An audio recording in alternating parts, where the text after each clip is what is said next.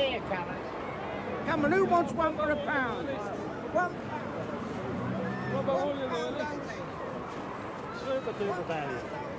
£1 the Chelsea hat. Come along, don't say you bought them, say you pinched them. Come along now. There they are. Hey, Saturday! Hey, Saturday! Programme Bridge News. Thank you, Tom. Good man. Programme Bridge News.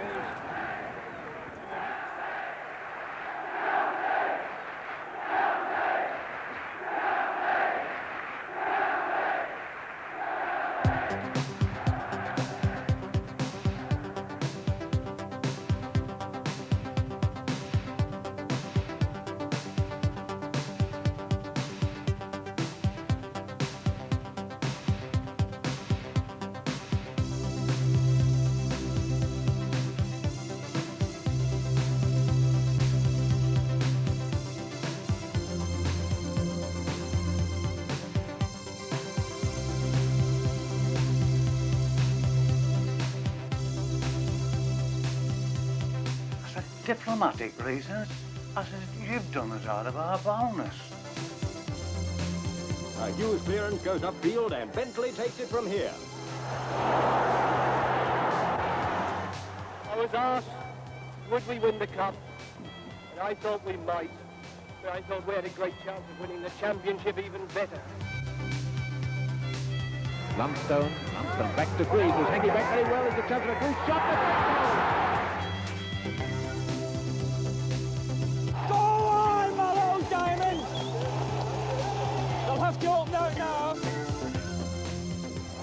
Cameron's got to do it on his own, and he can do.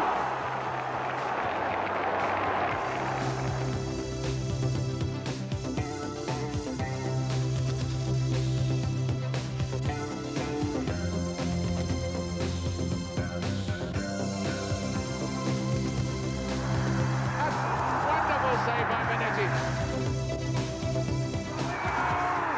Yes, a goal, Webb.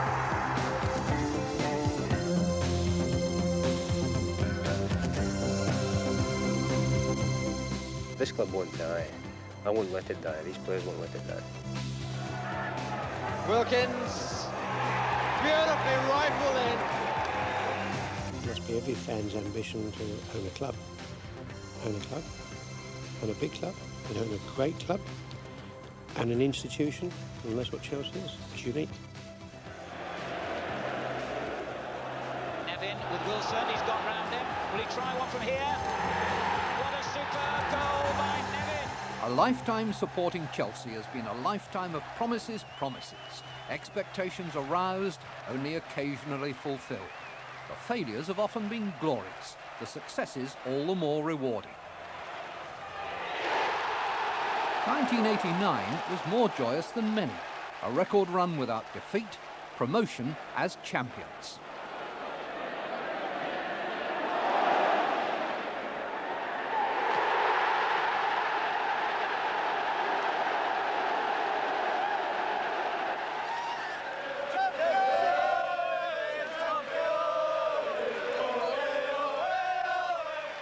The Chelsea faithful never doubted that a return to Division 1 was inevitable. This, after all, is a club born with the highest expectations. It started life in the Football League and has known nothing else.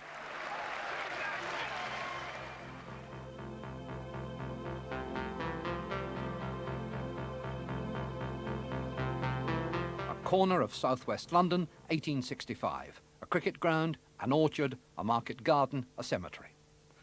30 years later, suburbia has arrived, fed by the new underground railway. Beside it, the Stamford Bridge Athletic Grounds have been established. The London Athletic Club headquarters was here, a venue without rivals so close to central London. International matches were staged. The 3A's championships were still being held here at the beginning of the 1930s. It was Henry Augustus Mears who changed its destiny. With his brother JT, Gus Mears owned one of London's major building contractors. He bought Stamford Bridge intending to make it the country's finest stadium. Soil and clay excavated from the Piccadilly line tube tunnels provided embankments. When the work was complete, Mears expected that Fulham, then a Southern League club, would move to Stamford Bridge. Fulham refused, so Mears resolved to fill the new ground by forming a new club. Inspiration came from the enthusiasm of Frederick Parker, a former starter at the London Athletic Club, now a close friend of the Mears brothers. It was Parker who argued that the new club's name should be Chelsea. Undeterred when it became clear that the Southern League wouldn't have them, Parker raised his sights. He persuaded the Football League to vote Chelsea into the second division. To match the standard set by their ground, they'd already signed a squad of experienced players. John Tate Robertson from Glasgow Rangers was player-manager. He scored Chelsea's first league goal. Willie Fulk, an England international with an FA Cup winners' medal, was the goalkeeper. Willie was 31 years old, 6 feet 2, and 22 stone 3. The first home fixture in the league was on Monday, 11th of September 1905, kick-off 5 o'clock. Hull City were the opponents. Chelsea won 5-1. The attendance was 6,000. The next game at the Bridge drew 20,000. When Manchester United came in April, it was 67,000. What Fulham thought isn't recorded. Frederick Parker's advocacy was fully justified. Third place for the newcomers. That summer, Chelsea signed a 21-year-old forward named George Hillston from West Ham. He introduced himself by scoring 5 times against Glossop in the opening league game. His total for the season was 27. The weather vane, still at Stamford Bridge today, features a footballer modelled on Hillston, whose shooting earned him the nickname Gatling Gun and won Chelsea immediate promotion. After only 2 seasons, they were in the first division. An even more celebrated name led the team out in a benefit match at the end of that season. He created such a good impression that Chelsea signed him on amateur forms. He was George Roby, beginning an enduring link between the club and show business, even though sometimes the joke has been on Chelsea. In 1907, a new manager took over, David Calderhead, another Scot. He stayed for 26 years, surviving 2 relegation seasons. Both times he led the Blues back to Division 1. Chelsea also began to impress in the FA Cup. They reached the 1911 semi-final before losing to Newcastle. During the war, the great amateur centre-forward Vivian Woodward came back from the front line in time to play in the final itself. But Woodward refused to deny Bob Thompson his chance of a medal. Thompson wasn't fully fit, and Chelsea lost 3-0 to Sheffield United. The first season after the war was the club's best so far. Third in the first division, FA Cup semi-finalists. Had they beaten Aston Villa, they would have had home advantage in the final, played at Stamford Bridge. In those post-war years, no one endeared himself more to the fans than Andy Wilson, a centre-forward converted to a brilliant dribbling inside forward.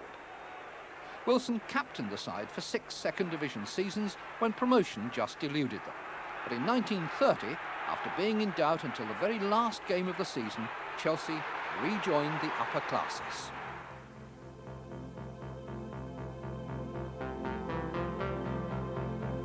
Back among the toffs, Chelsea spent like toffs. They went for the best they could get and never mind the price. Their first ever £10,000 cheque bought Hughie Gallagher, the finest centre-forward in the land. Although only 5 feet 5, Gallagher had been scoring freely for Newcastle and Scotland. Chelsea too would get value for money. Alec Chain came from Aberdeen for £6,000, a winger converted to inside forward. Soon they were joined by Alec Jackson, a winger known as the Gay Cavalier, £8,500 from Huddersfield. The grass at the Bridge had never seemed greener. Approaching the first fixture, Jackson and Andy Wilson bubbled with optimism. Well, Andy, there's all the people. Tell them what we're going to do next season, eh? Oh, well, you're one of the big noises. You know what I mean? You're the big noise, and along with Gallagher and Sheen and a few more of the boys. Well, it's up to you, boys. Oh, we're going to try hard enough. I want the captain to set us a good example. Oh, well, we'll do our very best for that. And, of course, all the boys are fit in that, and I don't see any reason why we shouldn't. What about the Arsenal? Oh, half their team hasn't signed yet. Hey, there's Jack Whitley coming. The forwards were all internationals, with the 4 Scots joined by England's Jackie Crawford on the right of this picture. Tommy Law was another who played for Scotland. The hard-tackling left-back was one of the famous Wembley Wizards. There were games including 9 men who played for their country. There was an all-international half-back line, Sam Irving from Ireland, Jack Townrow and Sid Bishop from England. Money spent brought money in. The first 5 home gates were all 50,000 or more. Arsenal, in November, drew 75,000. But despite a convincing cup victory over West Ham in foggy, frosty January, it was the same old Chelsea underneath. They finished 12th in the league and lost in the 6th round of the cup. The following season, Gallagher fulfilled every expectation. 41 games, 30 goals. His temper was as short as his stature. On one occasion he asked if he could leave the pitch to cool down. But when the aggression was properly channelled, few defences could curb him. Against Tranmere, when Chelsea wore their striped change kit, Gallagher scored both goals in a 2-2 draw. That launched an FA Cup assault that carried them through to the last 4.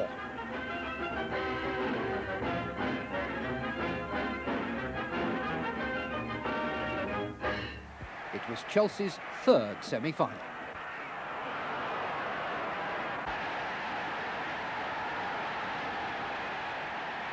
Gallagher had the stimulus of playing against his former club. But as in the 1911 semi-final, Newcastle were too good for them. In 1933, Leslie Knighton became manager, but despite his experience at Main Road and Highbury, he could never lift Chelsea higher than 8th. Goalkeepers were often the saviours of the Blues in those interwar seasons. Vic Woodley was good enough to play 19 times for England in 3 years. He needed to be, because Scotland's first choice, Johnny Jackson, was in Chelsea's reserves. Whatever the results, the crowds kept coming. Nearly 83,000 saw Arsenal in October 35, a Stamford Bridge record never to be officially beaten. And the tradition of powerful centre-forwards continued. George Mills, who played throughout the 30s, was the first to score 100 league goals for Chelsea. He was partnered for a while by Joe Bambrick, but the Irish international never quite reproduced his best form. Joe Payne, who had scored 10 goals in a game only 2 years earlier, cost £5,000. In wartime, Chelsea played in 2 Wembley Cup finals, losing to Charlton and beating Millwall. Billy Birrell, who'd been appointed manager in May 1939, started the post-war reconstruction by signing Everton and England's Tommy Doherty. In the now well-established club tradition, he paid £11,500 for the best centre-forward to be had. The new man's first game was a friendly, the opponent's Moscow Dynamo. It was no ordinary friendly. The Russians startled their opponents by presenting a bouquet to each man. Estimates put the crowd at nearly 100,000. They saw Chelsea lead 2-0. Dynamo made it 2-2. And then... Taylor through to Doling. Doling right through in the centre of the penalty area for Russia. And in goes Lawton. Lawton hooks the ball right out of Hovic's hands. He comes back to Lawton, a header, and a header. Goal! A beautiful goal by Lawton. What a goal! But Lawton's delight wilted faster than his flowers. I'll always remember the 3rd goal that they got, this Bob Ropp. He was 10 yards offside. And do you know what this Commander Campbell is now? I'll never forget him. As a referee, he said, "Oh, I gave it for diplomatic reasons." Now I ask you. So I said, "Diplomatic reasons?" I said, "You've done us out of our bonus." Lawton scored 30 goals in 39 games as football returned to normality in 1946. Lawton was a magnet. More than 1 million people passed through the Stamford Bridge turnstiles. But somewhere, somehow, the relationship soured.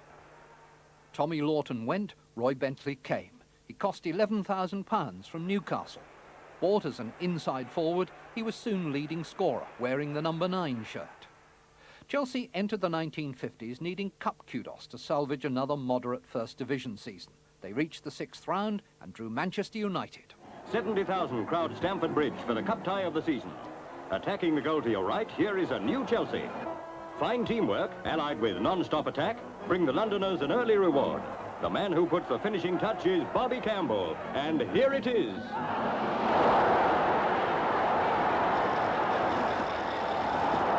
Nothing will go right for the men from Manchester.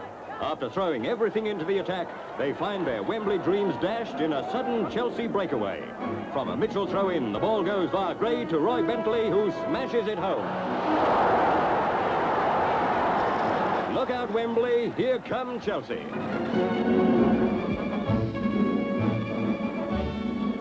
On paper, it looked the cup clash of the century. In action, that's just what it turns out to be. Arsenal attacking the goal to your right, and Chelsea make it a cup semi-final to remember. A Hughes clearance goes upfield, and Bentley takes it from here.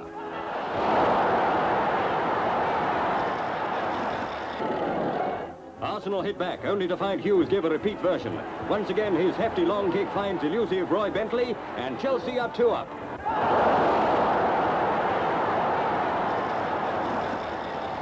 A Cox corner kick does the impossible, dropping smoothly into the net.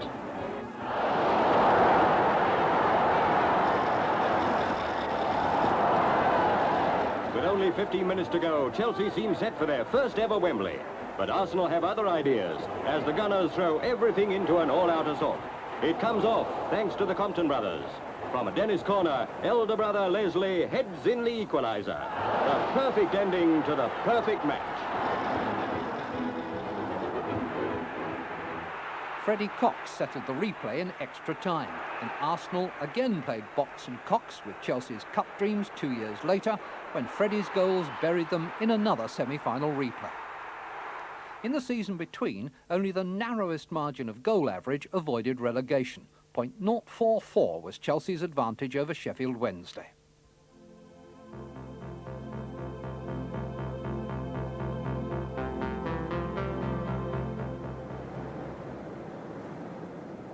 Extensions and improvements kept Stamford Bridge among the elite of British stadia. On the field, glamour and excitement were rarely lacking, but the cupboard remained bare.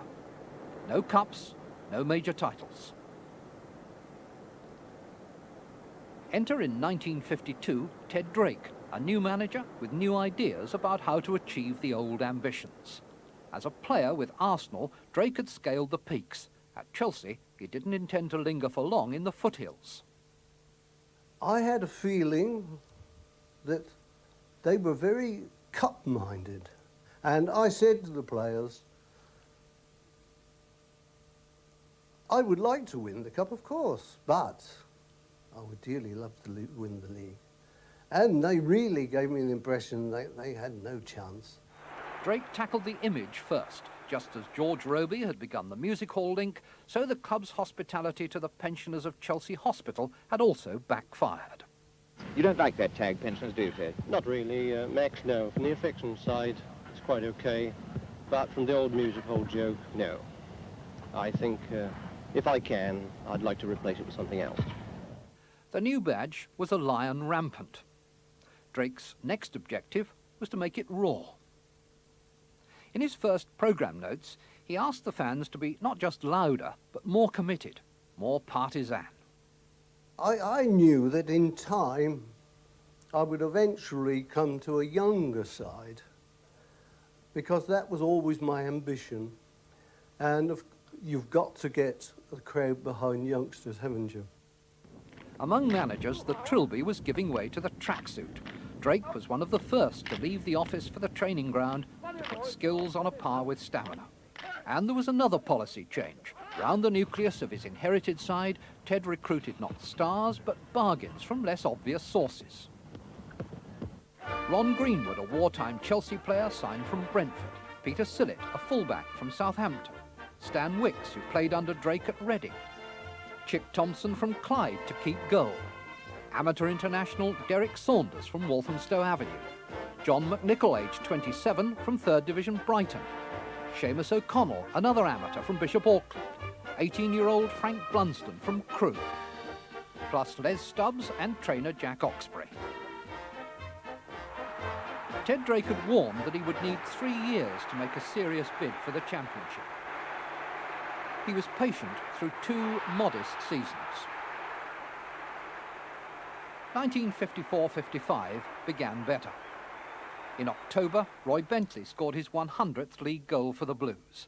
A fortnight later, Manchester United were the visitors. There was another huge crowd, and they were not disappointed, even though Chelsea lost 6-5. Jimmy Thompson phoned up. Would always phone whenever he was going away watching, would always phone for the result. And he phoned through this time, and I said to him, we've gone down to Manchester United 6-5. And I said, Seamus have got 3, just imagine. And before I could say another word, he said, now don't worry at all, Governor, I've got a better player than any of those. And do you know who it was? Jimmy Greaves, our famous schoolboy international. It proved to be possibly one of England's greatest players. Chelsea slipped to 12th after suffering 4 successive defeats, but Drake's belief in the unlikely team he'd assembled wasn't shaken. He was justified by an away victory over champions Wolves. Chelsea returned to the Bridge for a prestige friendly against Red Banner. Hungary's footballers were the yardstick of the 50s. Outside right, Sandoy is there to take the pass. A centre finds Hitty Kuti, who heads it home. Red Banner went up in the 19th minute. The centre to Bentley, who heads it to Stubbs, and there's Chelsea's first. 1-1 now, and Chelsea are off again with Blunstone in the picture once more. McNichol takes the centre. Bentley shoots, and it's a goal. Red Banner take control for most of the second half, and here they go on the raid that leads to the equalising goal. Pelotas is the man who makes it 2-2, a fair result to a close contest. In the league, Wolves, Portsmouth, Sunderland, the 2 Manchester clubs, Aston Villa, all had hopes of the title. Chelsea edged upwards, a couple of wins here, a draw there, keeping their nerve after a setback. Prospects looked hopeful, but the champions still had to come to Stamford Bridge. 75,000 saw them. Just imagine to beat Wolves to win the championship, or the setting to win the championship. And Wolves were a great side in those days. And great match.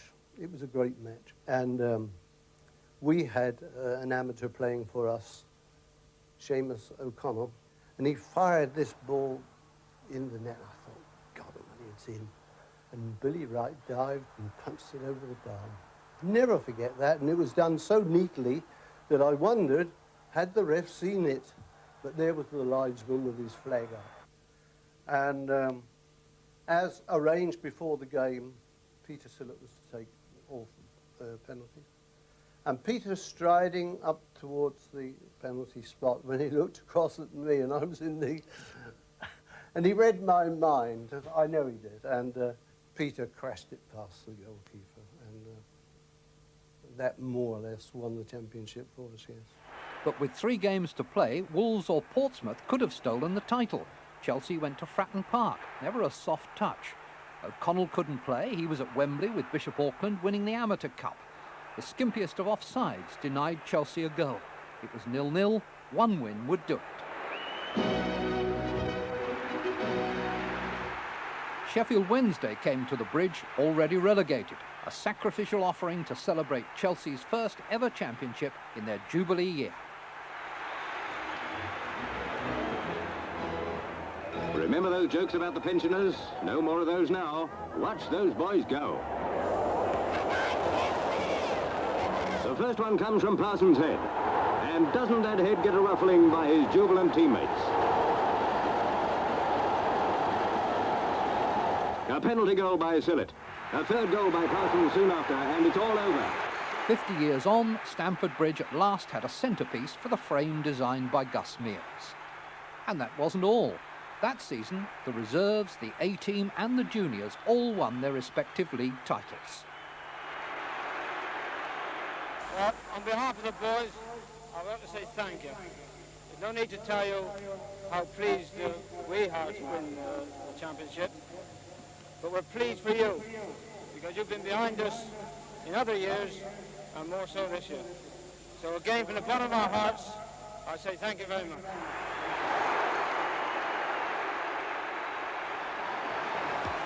Happiest moment of my life.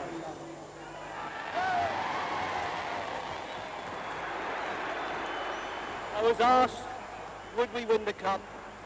And I thought we might, but I thought we had a great chance of winning the championship even better.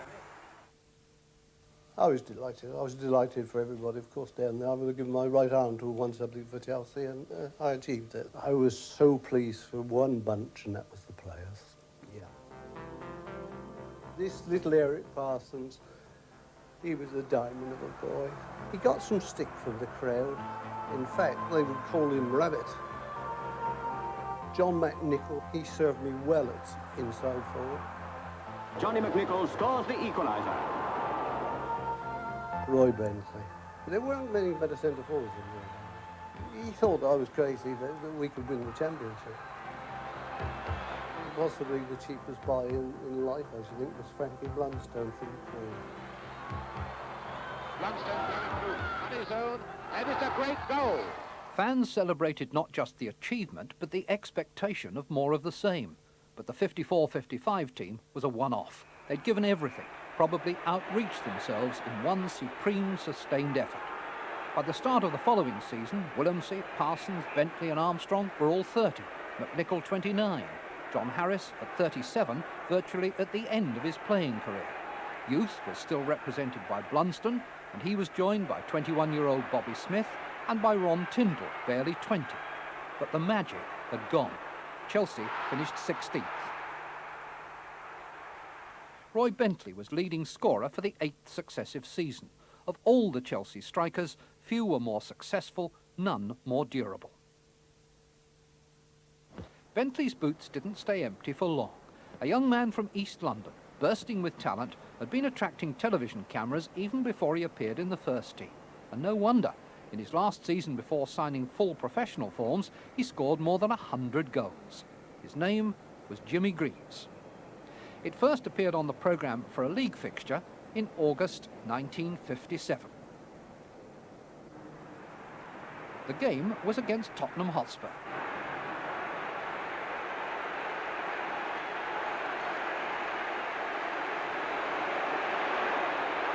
The goal he scored was the introduction to a career without parallel in modern football.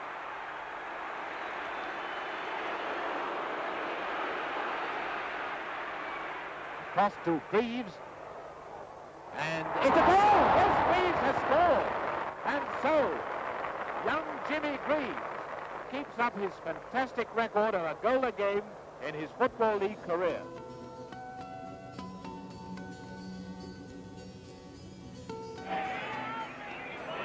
Looking it forward now to Jimmy Greaves. Greaves going through on his own, and he scores! This was one of 3 occasions when Greaves scored 5 in a match for Chelsea, and Wolves were on their way to becoming champions.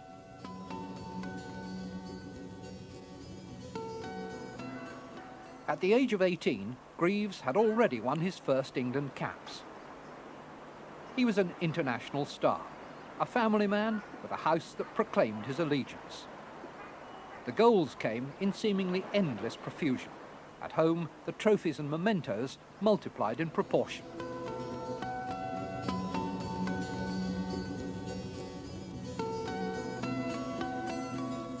Here come Chelsea on the attack again. Brooks getting it out to Blunstone. Blunstone back to Greaves, who's hanging back very well. It's a chance for a Greaves shot.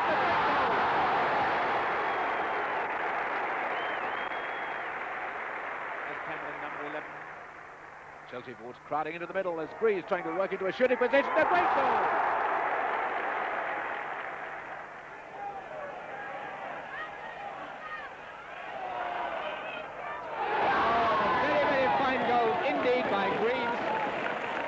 But, like Love in the Song, this affair was too hot not to cool down.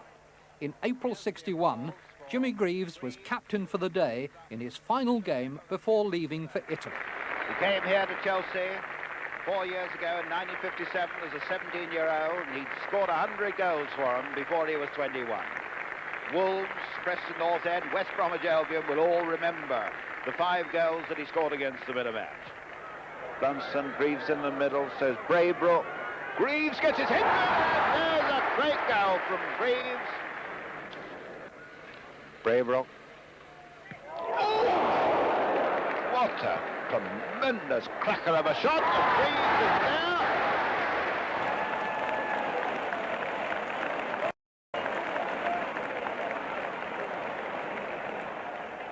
there. Greaves to Blunston. Blunston, this running ball sideways. Greaves! Oh, and a hat-trick for Greaves in his last appearance. One wonders, with some desperation, what Chelsea will do without him next year. Greaves signed off with 4 goals. His season's total was 41, a club record. When he disappeared into the tunnel, the fans felt almost as though they'd seen a mirage, shimmering and exciting, but too good to be true. The figures, though, didn't lie.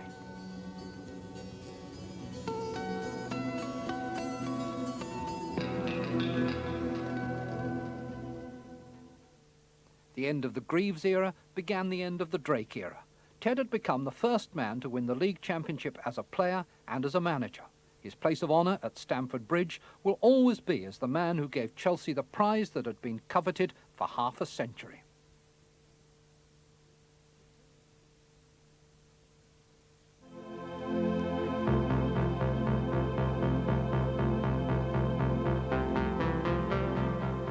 Right, lads, we're going to demonstrate the throw-in. So make sure, in practicing this movement, that both your hands are cupped behind the ball, both feet on the ground, behind the line. The ball must be propelled from behind the head onto the field of play to one of your inside forwards. So now, from now, let's get onto the field and we'll practice this. Come on now. Tommy Doherty had arrived as player-coach in February 1961.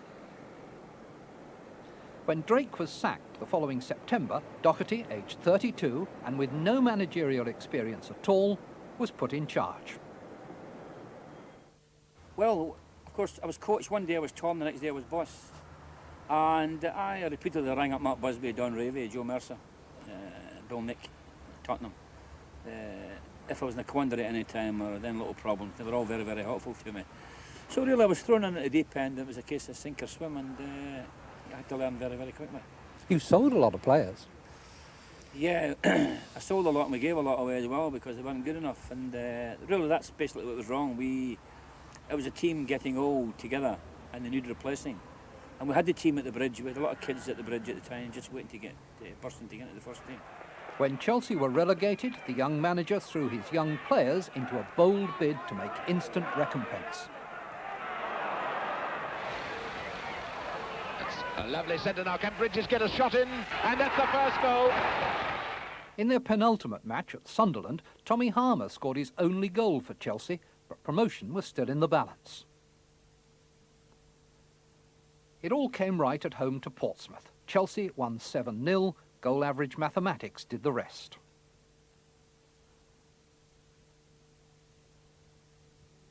Doherty's judgment of young potential was totally vindicated.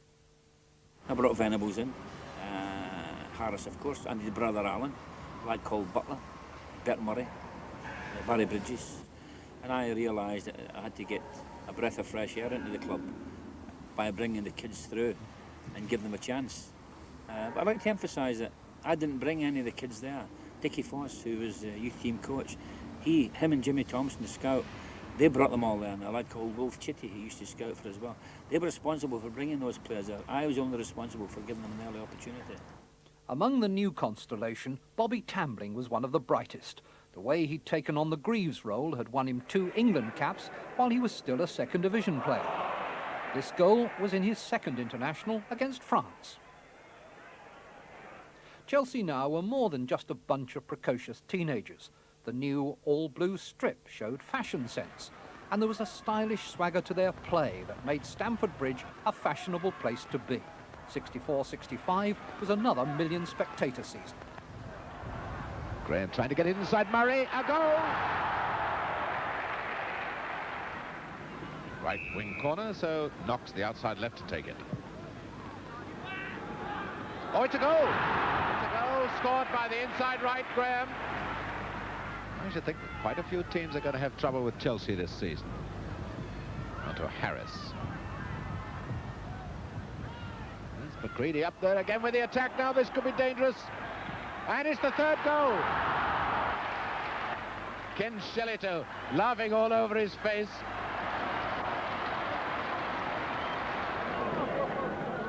Knox again. Graham. And a lovely goal! Scored by Venables. Right off the toe of Bremner. Collins to Venables. With Johansson back in defence. Hunter to Collins. Oh, he could have put his team in trouble, Hollins. And a goal! It was in this season that Chelsea unveiled another smooth-cheeked youngster who was soon to become an idol at the Bridge.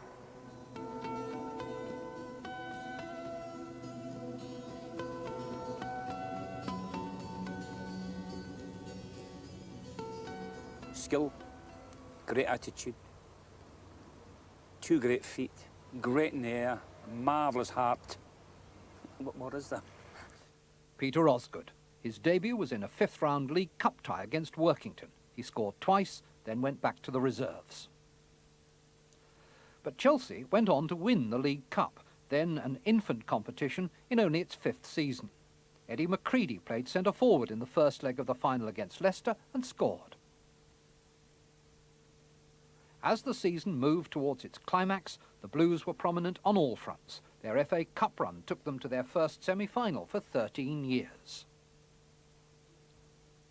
They played at Villa Park, a seat of football history, destined to become entwined with Chelsea's history more than once during the Doherty regime. Their opponents in 1965 were Liverpool, the reigning league champions. I remember we arrived at the ground and going into the dressing room. Terry Venables and I and Shanks was standing at the home dressing door, which they'd been allocated, of course, and just whistling away to himself. And he looked at Terry and I and said, "Aye, son, you're good enough to win it next year," he says. Liverpool kick off against Chelsea in the semi-final at Villa Park. Chelsea in the darker shirts. The Londoners expect to win, and before long, Liverpool goalkeeper Lawrence is brought into action. Hamlin takes it, and Mortimer heads in for Chelsea, but it's disallowed. No score at half-time. And then Liverpool really come into the picture. A glorious goal by Thompson. Harris brings St. John down. And this time it is a penalty. From the spot, Stevenson scores. Liverpool win 2-0.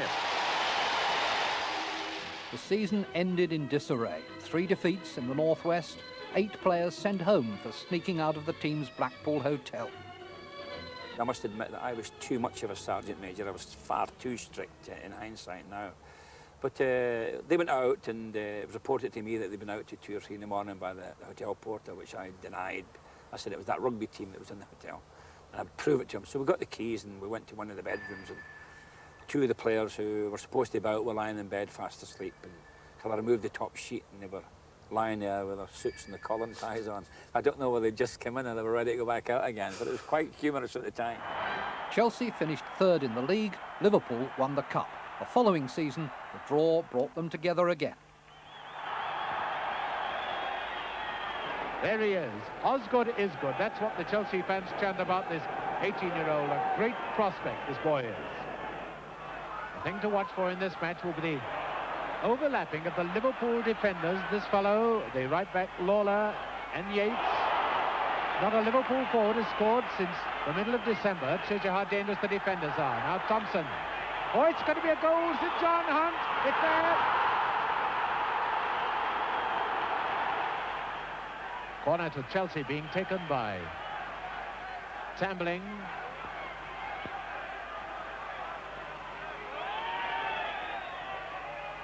Which is an equaliser, scored by Osgood.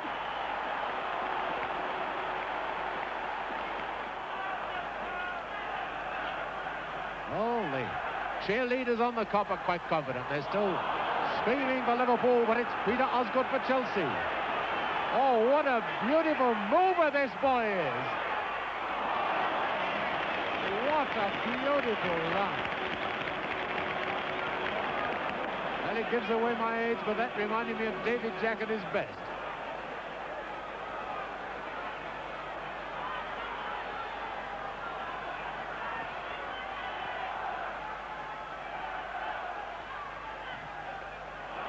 So now it's a looking corner, up goes Yates, beautifully taken by Bonetti. That's a good clearance. Venables. This is Harris, the right back and captain, to Tambling. Beautiful football by Chelsea. Comes Graham, lurking unnoticed on the right. A lovely centre to Tamling, and that's a goal. That was a goal all the way.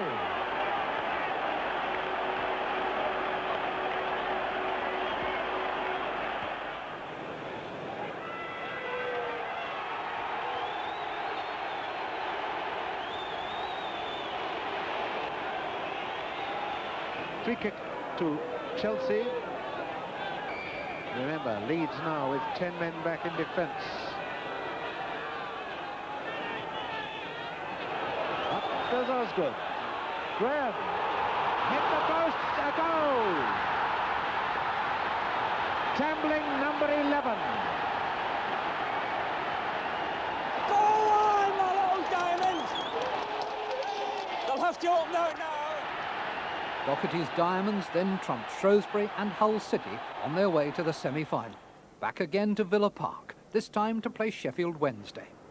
It was a very, very heavy Villa Park, unfortunately, and it didn't suit our style of football at all. They had big defenders like Vic Mobley was playing, you know, and Jerry Young, and they had a fullback that used to chip a good winger. I forget his name now.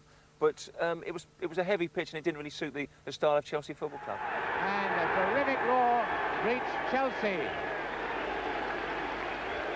And Chelsea looking like Inter Milan in blue and black stripes as against the Real Madrid colours of Sheffield Wednesday, all in white. This is Phantom. It's a good one. Ford has scored. A goal. 60 seconds to go. As far as the Wednesday supporters are concerned, it's all over now. And here's Ford. He's got McCalliog in the middle. He's got Pugh in the middle. There's McCalliog. A goal! That is it. McCalliog has scored against his old club. It hurt, but there was balm for bruised pride. Chelsea were still pursuing a European trophy in their second season of Fairs Cup football. Against Roma, Terry Venables put Chelsea ahead.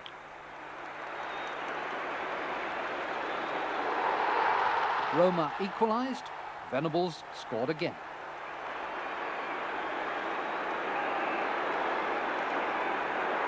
It was a sour tie, but Chelsea reacted positively after Eddie McCready was sent off just before the half hour. A fine third goal completed Venables' hat-trick in a 4-1 victory. Having survived a battle in Rome in the second leg and then disposed of Vienna Sport Club in the next round, Chelsea then fell 2 goals behind away to Milan. Right, our watch now, 45 seconds left. Venables.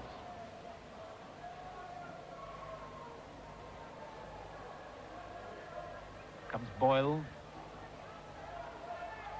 Harris breaking on the right. And it's a goal! That could do it. It's a goal scored by Graham. And it's 15 seconds from the end. At Stamford Bridge, Bobby Tambling's corner set up an even more emphatic George Graham header. The scores were level on aggregate. Then came Oscar, 4 days before his 19th birthday, striking another superb goal. But Milan levelled on aggregate, and it took a third game, extra time, and the toss of a coin to get Chelsea through.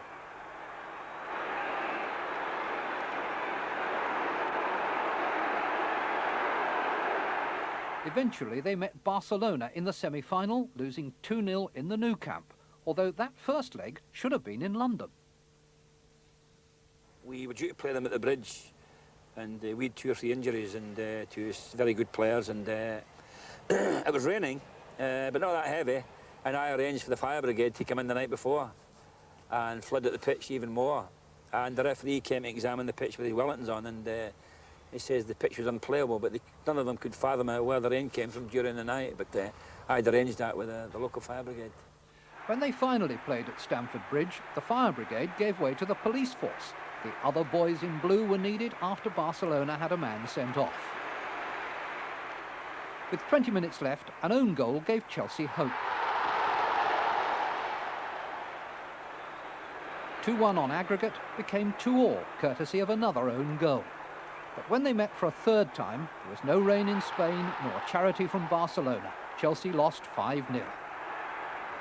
During the summer, Joe Mears died. Chairman of the Football Association, he sat on the Chelsea board from 1931 and was chairman for 26 years.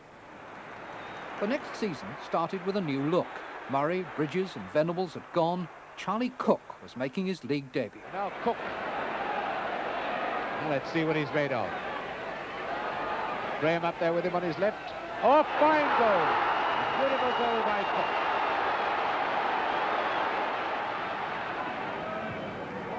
Good ball by Boyle to Cook.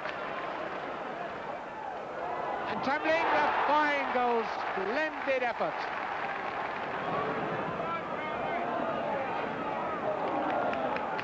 Chelsea much stronger in the tackle. And Osgood to Tambling.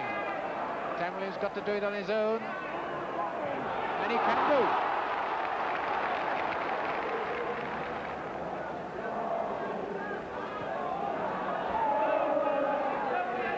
The Chelsea fans really taking the mickey out of Villanova by just singing the tune of Strolling.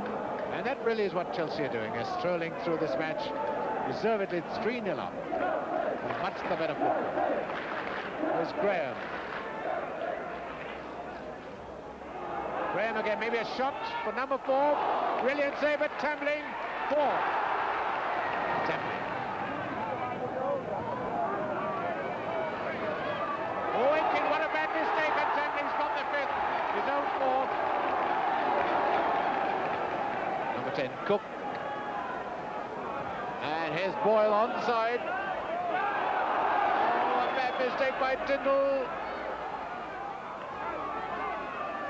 Oh, you cheeky monkey. And there's the 6th goal, the 5th for Bobby Tambling. On October the 1st, the Blues won at Main Road. Peter Osgood was among the scorers as the unbeaten run from the start of the season extended to 10 games.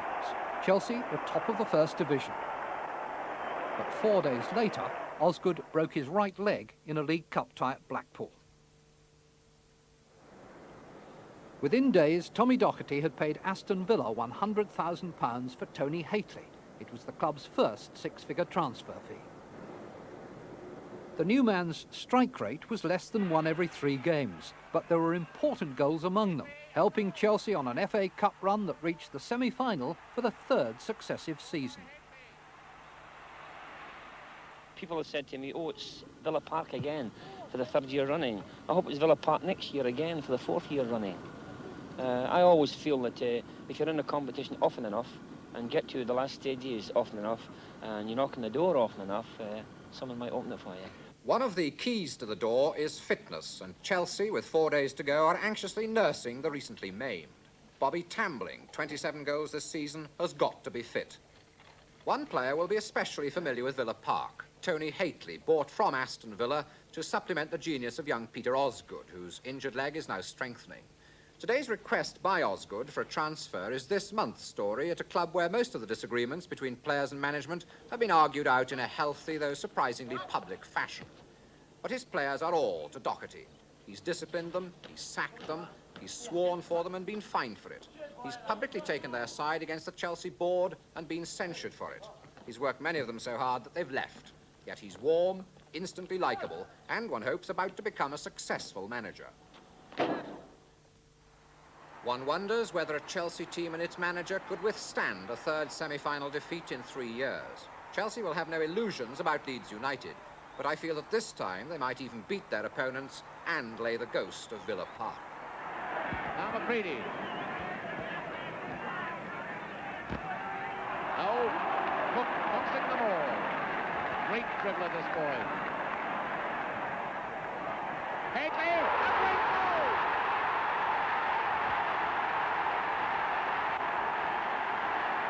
A minute to go. Giles with a free kick. Lorimer. A goal! He scored a great goal! No, he's disallowed it. He has disallowed it. He's disallowed it. Oh, really? It looks as if Chelsea are there. Third time lucky. The linesman is both signalled.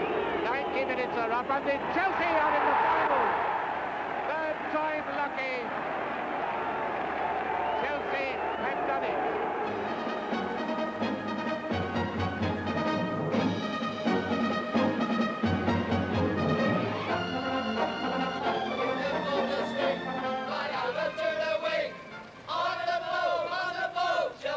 Chelsea's first cup final for over 50 years and their first ever final at Wembley.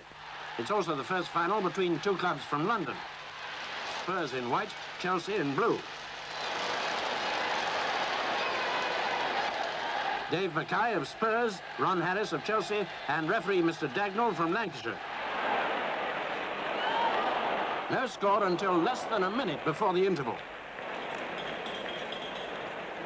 And here comes goal number 1 for Spurs. Mullery's shot rebounds to Jimmy Robertson.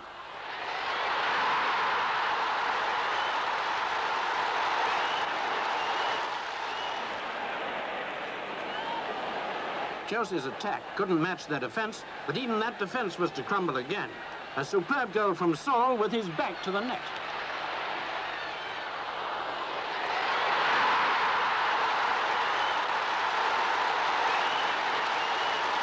Two goals down, Chelsea's John Hollins proves that they're not down and out. And suddenly they're only 1 goal down. A dramatic score by Bobby Tambling, but Spurs held them off and held on to a record only achieved once before. 5 times cup finalists, 5 times victorious. Chelsea's hopes deflated like a balloon. In October 1967, Tommy Doherty left, typically in controversial fashion. Wherever he went in football, he generated a new dynamism, an element of flair on the field, and a feeling that any day something unforgettable might occur. Chelsea was no exception. With a little luck, he would have given them the FA Cup as well.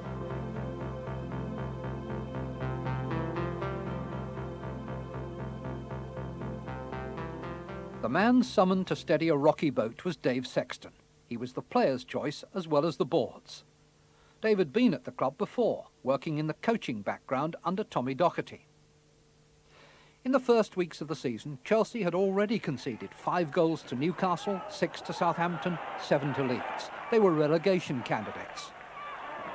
Sexton's return wrought no miracles overnight, but at least Osgood was back and scoring. I put on 2 stone in weight, which didn't help, obviously, just sitting around. And unfortunately, I could never lose that weight. So it was a big disappointment to me because I honestly don't think I ever got back to that sort of style of play I used to play then. But recalling the goals he did score simply begs the question, how good might he have been? Osgood. What a good goal!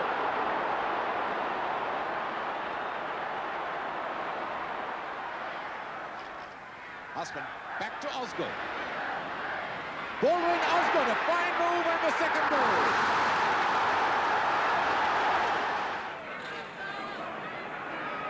Webb. Osgood. That's 2-1.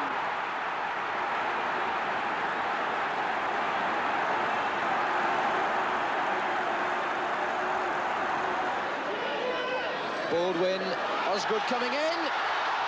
Almost an accident, but it's a goal. And Osgood's face says it all. The smiles became contagious as Sexton lifted Chelsea remarkably to 6th, the next season 5th, the following year 3rd. In November 1967, he had signed Alan Birchinall from Sheffield United, fee £100,000. Hancock's not back on the line yet.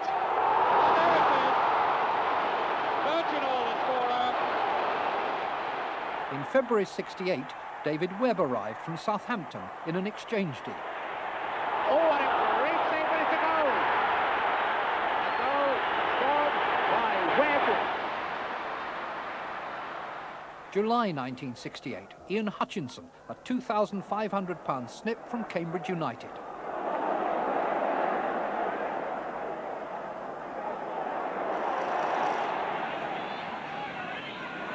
Owen presenting it to Osgood. Good running by Osgood, side foot shot. In comes Hutchinson. Number 3. January 69, John Dempsey from Fulham for 70,000.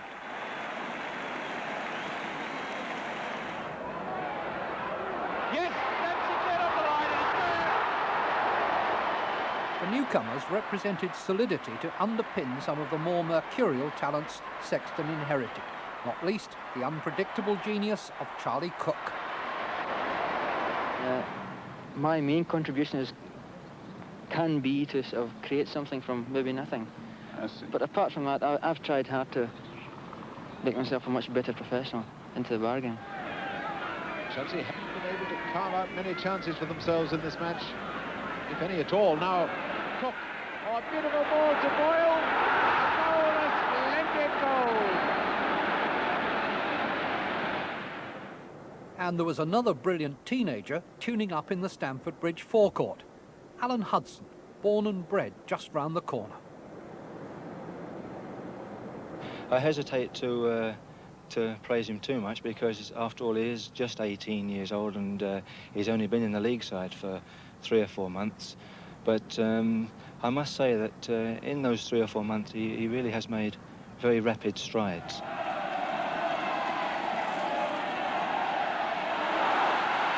Number 8, Hudson, it's a beautiful one, and Osgood, he scored! Over those 3 seasons, Sexton's developing side became opponents to respect.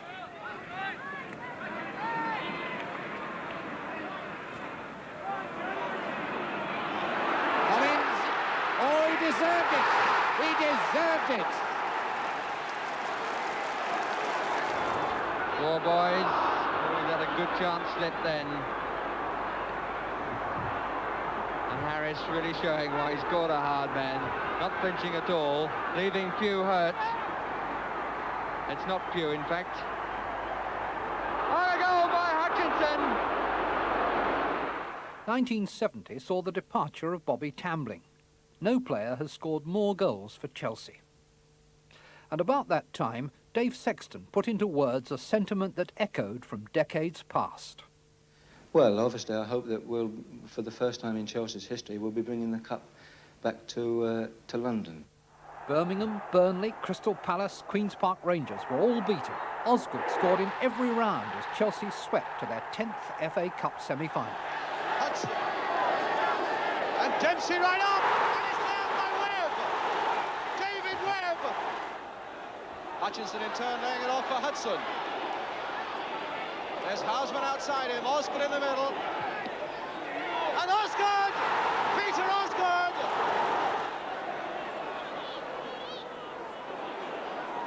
Still he goes, and he's got a pretty tough left foot as Houseman. Still he goes on, and a goal by Houseman! Hudson again, oh, through his legs. And now to Osgood. Hutchinson. Still Hutchinson. There he goes, number 4.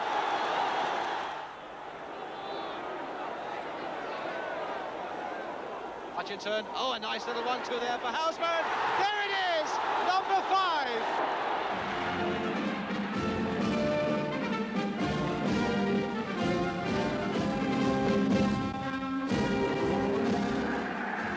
And the 1970 Cup Final is just about to begin, and it does begin on this soft, sanded pitch, which looks rather like the Goodwin Sands. Lorimer. Appeal, it's a corner. It's a corner. And Charlton again in the accustomed position on the goal line. McCready with him and Osgood. 20 minutes gone, no score.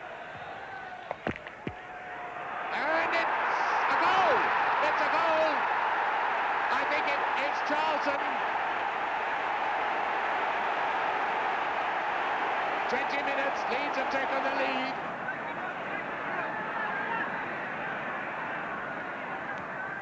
Leeds had everybody up in attack. Now they've packed in defence. Hollins. Hutchinson. Osgood. Oh, it's Charlton almost put through his own goal. Osgood looking as what he has to do to score. So 5 minutes from half-time. Jackie Charlton was the scorer for Leeds.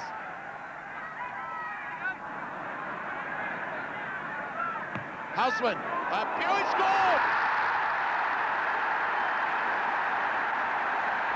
41 minutes, and Spraker's let in a sitter. Clark on the left wing. Clark and Jones have moved to create a gap in the middle. A wonderful save by Benetti. Again, 4 to 5 yards out of his goal to narrow the angle. Osgood. Hutchinson. And what great... Oh, no! Leeds are in trouble. Hutchinson. Baldwin. Houseman. Hutchinson. And again, great goalkeeping. It's Osgood. And it's... Gray was fouled from behind, but 2 great saves by Sprake. Gray. Oh, he should have slotted it through too. Oh, he's hit the bar! Well, he did the right thing in the end.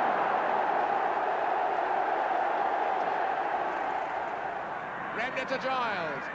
Clark, it's hit the post! A goal, Jones! Jones has done it! So 5 minutes left. 5 minutes between Leeds and the cup. Now then, it's a free kick to Chelsea. Bremner calling his men back. And to Hollins with the free kick. Hutchinson, a goal! And Leeds players have gone flat out, but watch this as Hutchinson gets to the near post, gets right up to it, and Spraker's got no chance. A great near post goal by this youngster, Ian Hutchinson. And it's a draw in 1970. The first time since 1912 a great match has ended. Well, we'll be moving Ronnie Harris across to right back because I think that Ronnie can do a good job on Eddie and sort of keep that flank quiet there. In fact, I'm sure he can.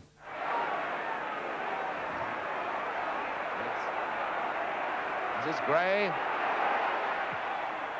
Jones, oh, what a great save by Benetti.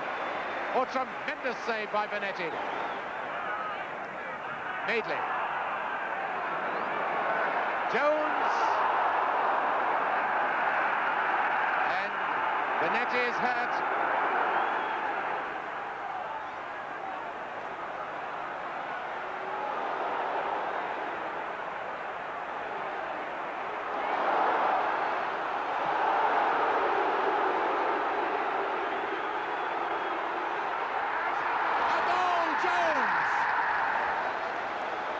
Tragedy for Peter Benetti. Here's Cooper. Oh, what a save from Benetti. Oh, 10 out of 10. And 1 for neatness for Benetti for that save. Osgood. Now Hutchinson. Cook. And Osgood. Ran beautifully off the ball. And Charlie Cook, the man who made it.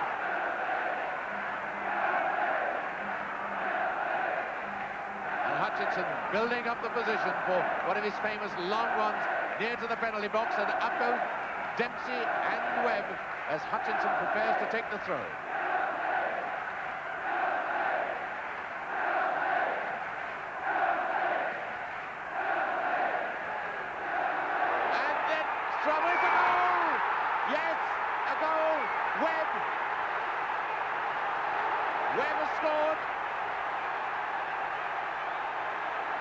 What a throw that was. Dave Sexton much happier now. That's Marvin Hinton, the substitute, on his left. But Dave Sexton always looks serious. And what an epic, memorable cup final this has been. A great game at Wembley, a great game here. Chelsea coming from behind the win. Chelsea have won it. Chelsea have won it.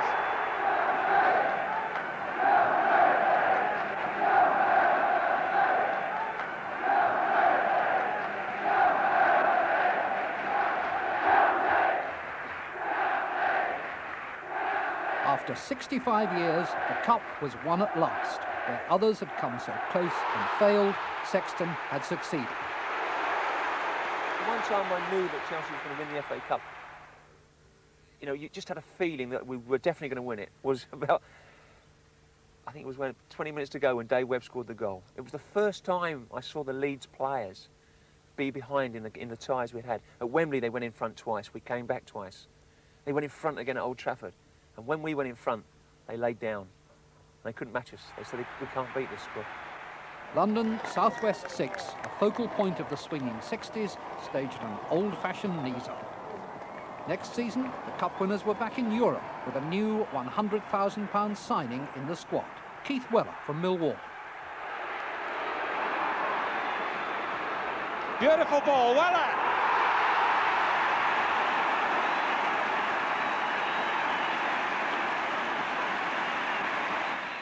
First, in the Cup Winners' Cup, came Aris Salonika.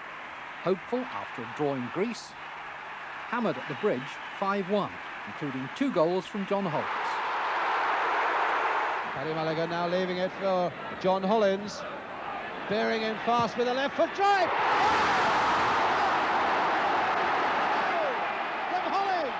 Then CSKA, beaten 1-0 in Sofia, 1-0 at Chelsea, scorer David Webb. In the third round, Bruges took a 2-0 lead in the first leg, but Chelsea won through to knock out Manchester City, the holders. That booked a return to Greece, where the trail had begun, this time to Athens to play Real Madrid. We were winning 1-0, courtesy of Mr. Osgood again. He'd scored another goal in the final. And it was about 10 seconds to go. It was absolutely ridiculous. I mean, they'd even brought the cup out to present it, and they equalised. I mean, it was absolutely ridiculous. And, of course, we had another replay. So we had to stay over, and on the Thursday, I just went down to the Hilton with Charlie Cook and Tommy Baldwin and just got pie-eyed, really. I thought, our name's not on this one, we can't win it. Certainly a match in which Chelsea have been in full control throughout the whole of the first half hour. And now here's Webb on the break from Weller. And the corner kick. Well taken by the goalkeeper, Borja. There's Tommy Baldwin there to put him under pressure. Cook to take the corner.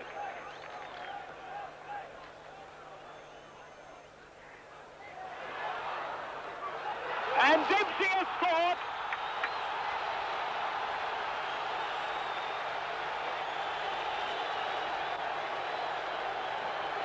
And there it is, delighted Chelsea fans, and that's no more than Chelsea deserve.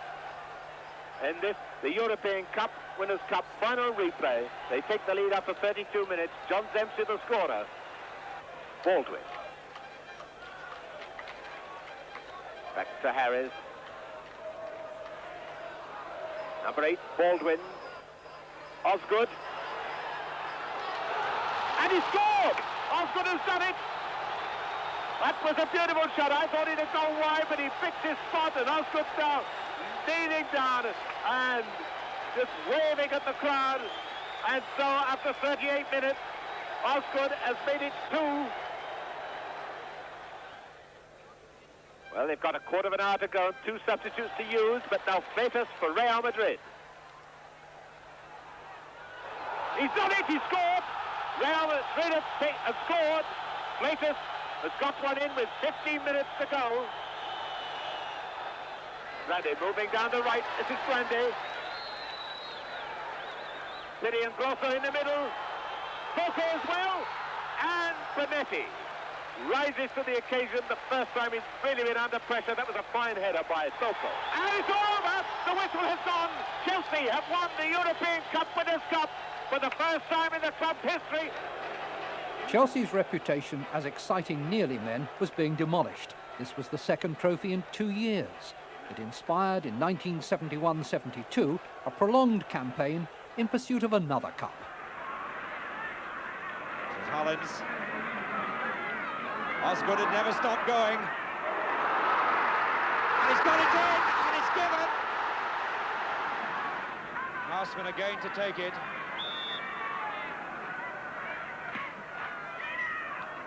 Yes, Garland! His first goal for Chelsea. Hudson. Number 2, Mulligan.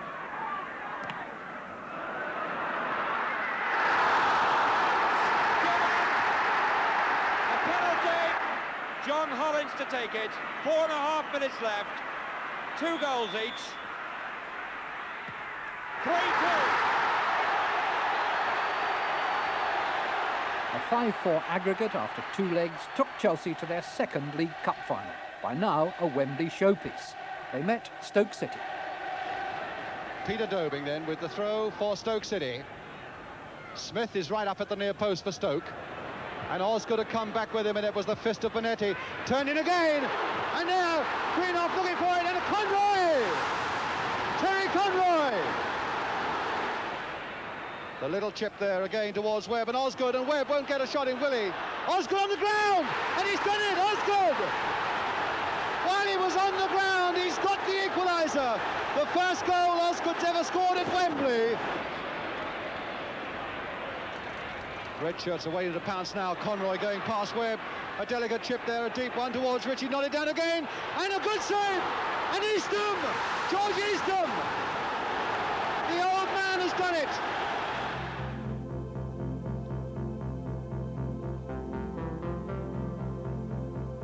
It was nearly 70 years since Gus Mears had built his super stadium and founded a club to fill it.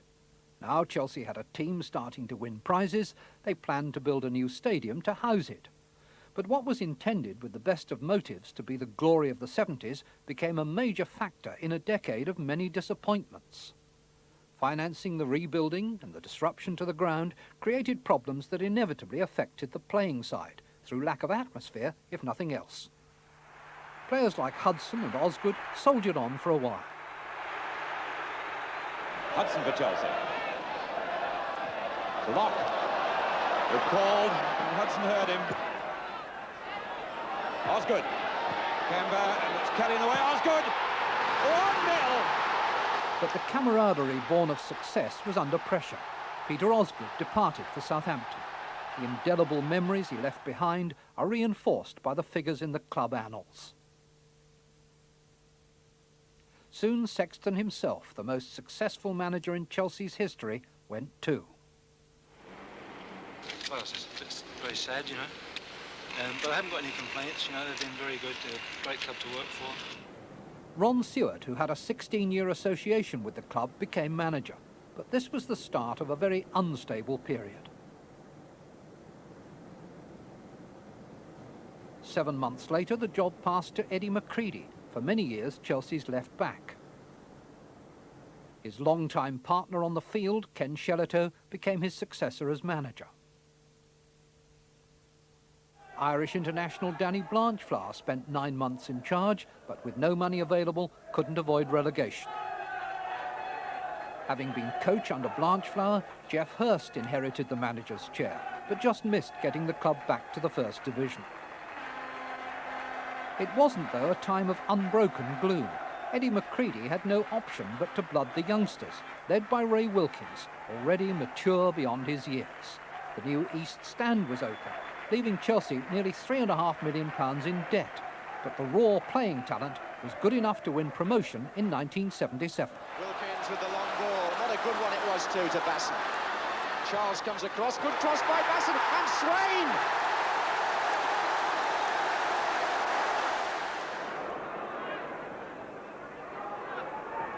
On by Rooks, and Williston scores!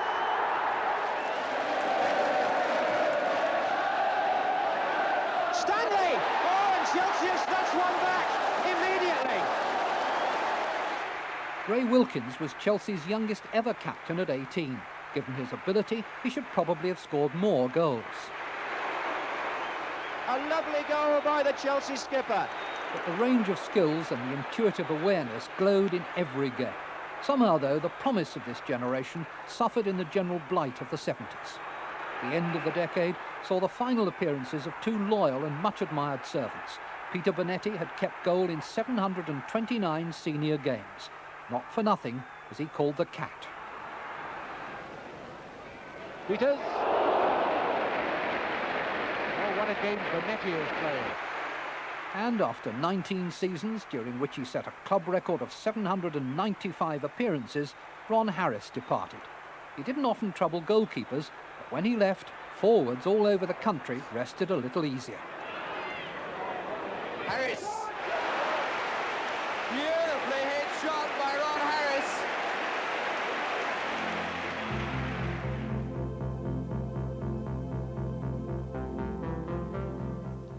John Neal became manager in 1981.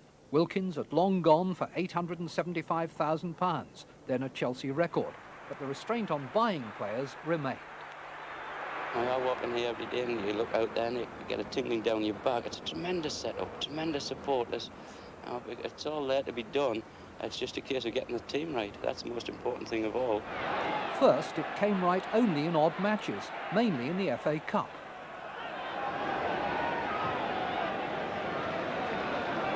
Neil. McDermott. And Lee. And away goes Rhodes Brown. Now, has he got the nerve to hold on? He has! Chelsea ahead! Rhodes Brown, the scorer, his first goal of the season, and it puts the underdogs into the lead. Played there for Walker. Can Chelsea find something here? Oh, Kobayashi triple goal! Colin Lee! Chelsea couldn't sustain that form. They scored twice against Spurs in the 6th round, but lost.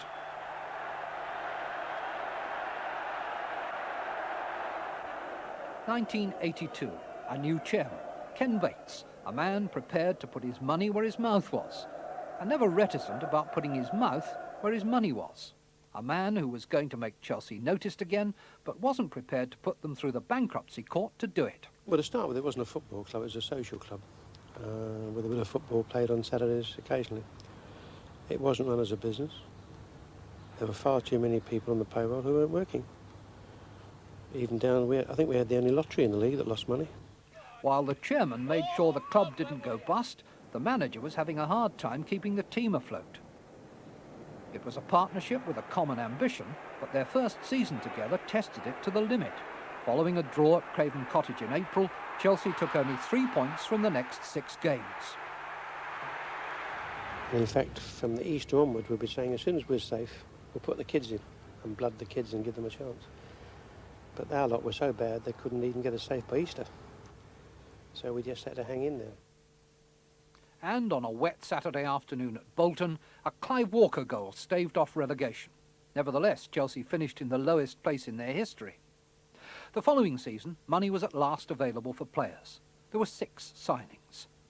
Eddie Niedzwiecki, Joe McLaughlin, Nigel Spackman, Pat Nevin and John Hollins back at the Bridge after 8 years away. And there was Kerry Dixon, reviving memories of a long line of idolised number 9s. The season started at home to Derby. Dixon scored twice, Chelsea won 5-0. And that was only the beginning. Flick on by Dixon for Speedy. That's good play by Chelsea. David Speedy. Chelsea must be looking for something here. It's Nevin. And here's Kerry Dixon with a great chance. And somehow he's made it. Dixon the target here. Canaville.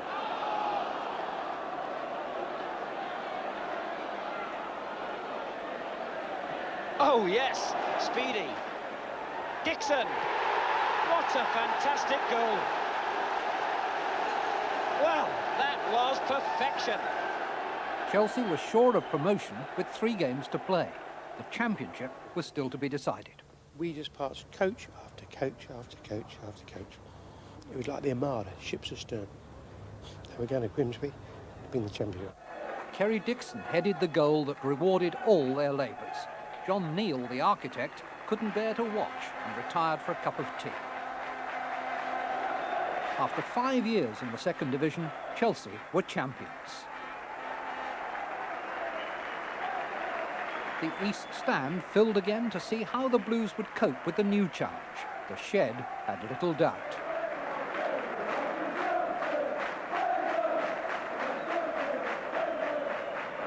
Coughlin's there. So is Dixon. Speedy! Yes! Nevin. Yes! Moving up a division did nothing to check the flow of Dixon goals. They also spilled over into the Milk Cup. Nevin, great play. Teasing cross two, and that's another. Dixon gets his hat-trick.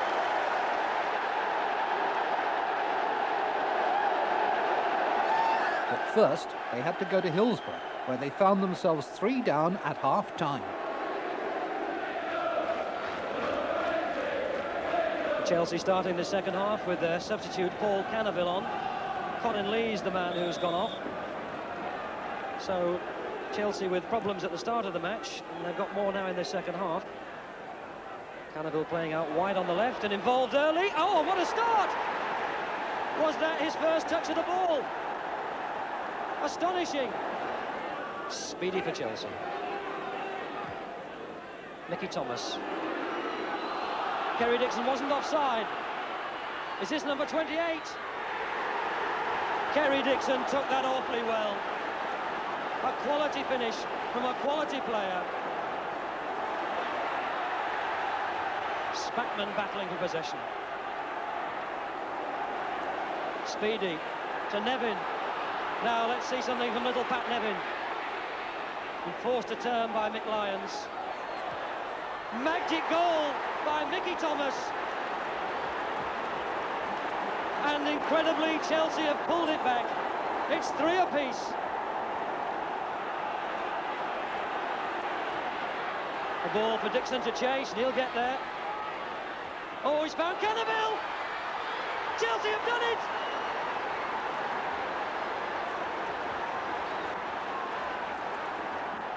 But still there was time for a Wednesday penalty equaliser.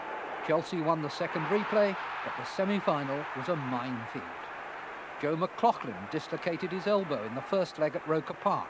Sunderland converted 2 penalties. In the second game, Clive Walker scored twice against his former club. Beaten 5-2 on aggregate, Chelsea's misery was compounded by crowd violence during and after the game.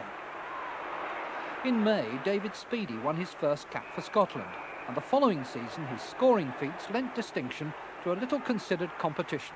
Chelsea won the 9-goal final of the full Members' Cup. Still Chelsea in possession with McAllister, looking for Nevin, far side, away, not very far, another chance for Speedy!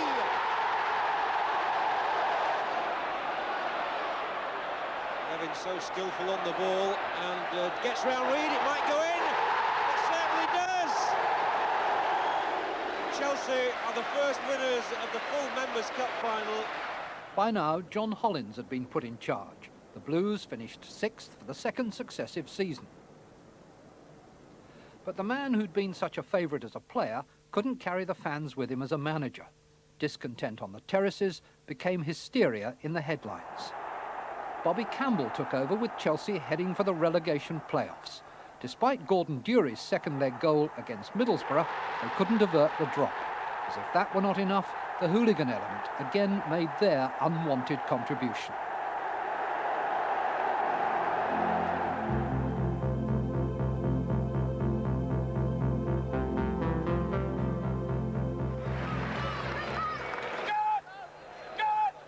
Bobby Campbell knew there was no easy way back. He needed experience, steel, and a leader on the field. He bought them in a package from Rangers, Graham Roberts to skipper the side and marshal the defence. Then he turned to Aberdeen for Peter Nicholas to do a similar job in midfield. The start wasn't good, 3 points from 6 games. That was followed by an upturn and then a flourish against Plymouth. Terry Dixon was among the scorers.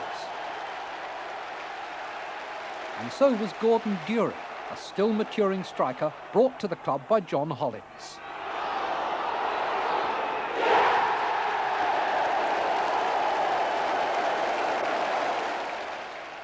You box Dury, well, he doesn't know how good he could be.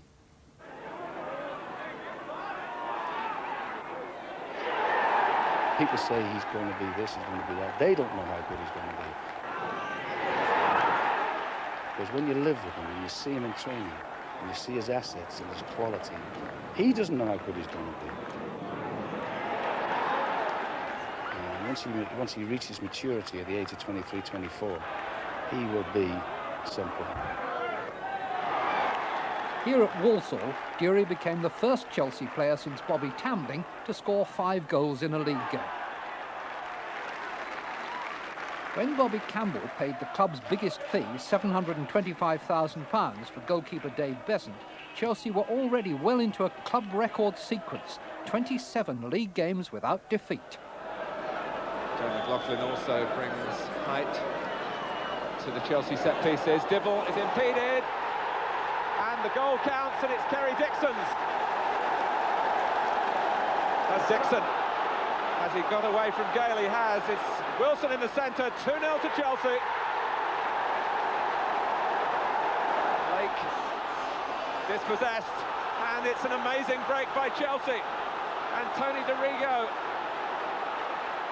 who goes round Dibble and finishes it all in style.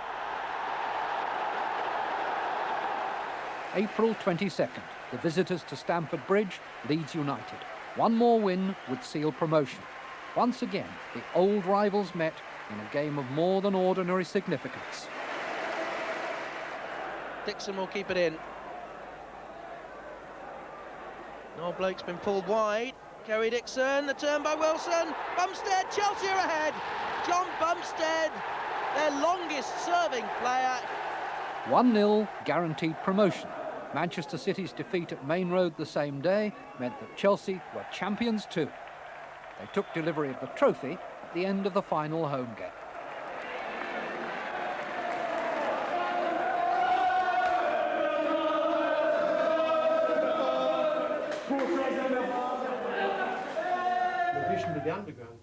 When the party was over, the chairman returned to a serious issue that had clouded Chelsea's long-term planning for several years. They don't own Stamford Bridge. Negotiations to buy it have been tortuous. But the board have pressed ahead with plans for yet another new bridge. Plans that would surely get the nod from the shade of Gus Mears, whose vision started it all. What Stamford Bridge is going to be for our supporters is home for home. Whatever they would expect to find in their home, they will find at Stamford Bridge. When? When is a good question. I can't answer that, simply because we haven't resolved the legal position over the ground yet. But it is inevitable. The timing is uncertain.